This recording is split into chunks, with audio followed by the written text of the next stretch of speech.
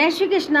रितु भक्ति चैनल में आपका स्वागत है। कृपया सब्सक्राइब करें और बेल आइकन दबाना ना भूलें। जय श्री कृष्ण दोस्तों, राधे राधे। अब मैं आपको गरुड़ पुराण का महात्म सुनाने जा रही हूँ। कृपया इसे भक्तिपूर्वक सुनें। भगवान हरि ने कहा, हे रुद्र, मैंने गरुड़ महापुराण का विस्तार भाग आपको सुना दिया है, जो भोग एवं मोक्ष प्रदान करने वाला है।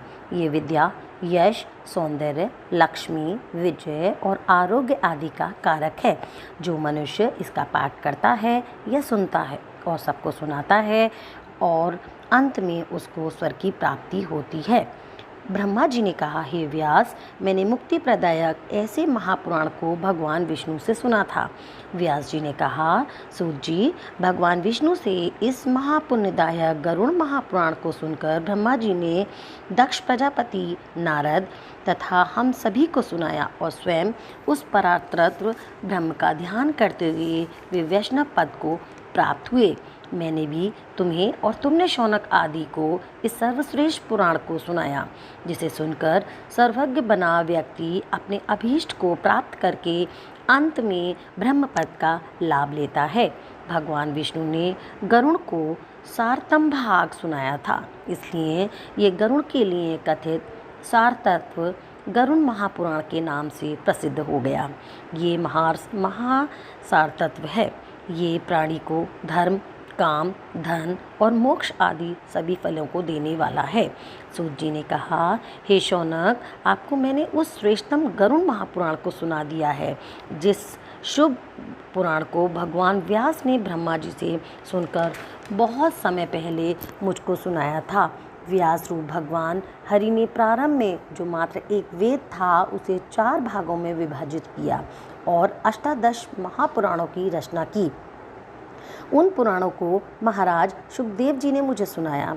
हे शौनक, आपके पूछने पर इस श्रेष्ठ गरुड़ महापुराण को मैंने मुनियों के सहित आपको सुनाया।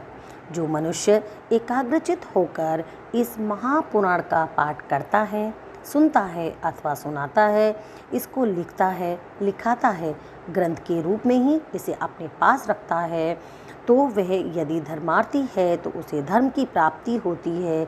यदि वह अर्थ का अभिलाषी है तो वह अर्थ प्राप्त करता है, और यदि वह कामी है तो उसकी कामनाएं पूर्ण होती हैं, और यदि वह मोक्ष प्राप्त करने का इच्छुक है तो उसे मोक्ष प्राप्त होता है।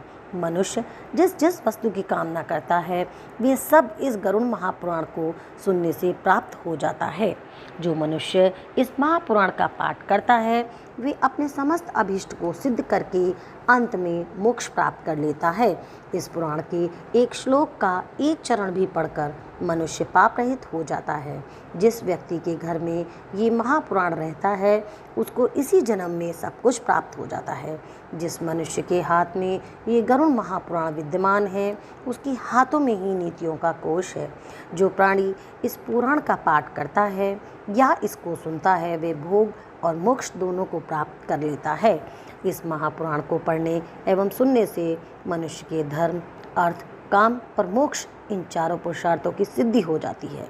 इस महापुराण का पाठ करके या इसे सुन करके पुत्रार्थी पुत्र, कामार्थी काम, विद्यार्थी विद्या, विजयीषु विजय प्राप्त कर लेता है तथा ब्रह्म हत्या आदि से युक्त पापी का पाप नष्ट हो जाता है।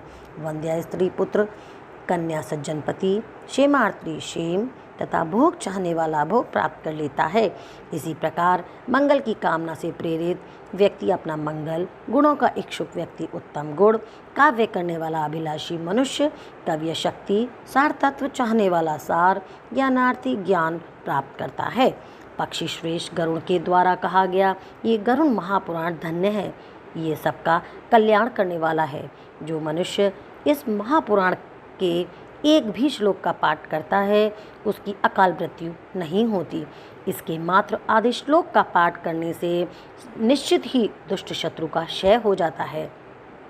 नैमिषारण्य में ऋषियों के द्वारा आयोजित यज्ञ में सूत जी महाराज से इस महापुराण को सुनकर के स्वयं शौनक मुनि ने भी उन्हीं गरुड़ ध्वज भगवान विष्णु की कृपा से मुक्ति का लाभ प्राप्त किया था। गरुड़ महापुराण अंतर्गत आचार कांड समाप्त। बोल कृष्ण भगवान की जय। वीडियो देखने के लिए आपका बहुत बहुत धन्यवाद। यहाँ दिख रहे 2 वीडियो पर दबाकर आप और भी मेरे वीडियो देख सकते हैं। जय श्री कृष्णा, राधे राधे।